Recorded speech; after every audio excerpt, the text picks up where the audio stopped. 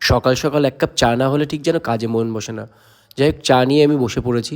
তার আগে ভাতটা বসিয়ে দিয়েছি পেঁপে সেদ্ধ দিয়ে। চা খাওয়ার পরই করে নেব ডিমের ঝোল। তার জন্য আলু আর পেঁয়াজ ভেজে নিচ্ছি।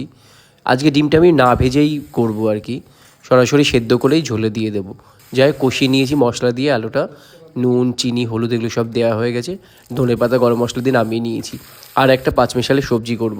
শীতকালে অনেক সবজি পাওয়া যায়, সুতরাং সবজি খেতে ভালোই লাগে। কার কার সবজি খেতে ভালো লাগে জানিও। তো ফুলকপির ডাঁটাগুলো আমি ফেলি না, দিয়ে দিয়েছি গরম জলে ভাপিয়ে।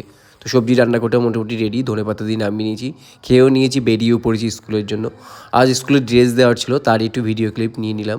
ড্রেস দিতে ভীষণ ঝামেলা, কোন ক্লাস কত বছর কত সাইজ এইগুলো মানে দিতে দিতেই সময় চলে যায়। তো স্কুল ছুটির পর ছিল ছোট্ট টিফিনের আয়োজন।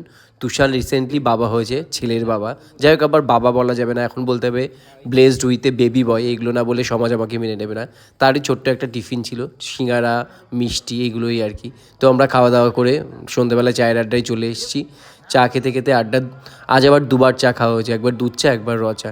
যাই হোক, চা খাওয়ার পর আমরা পাশেই যে রাস উৎসবে আগের দিন গেছিলাম না, ওখানে গেছিলাম। তো ওখানে গিয়েই দেখি খাওয়া দাওয়ার আয়োজন ছিল। তো প্রসাদ খেয়ে নিলাম, আমরা বসে পড়েছি প্রসাদ খেতে। ভাত, ডাল আর একটা পনিরের তরকারি ছিল। তো ভিডিওটা শেয়ার করো, কেমন লাগলো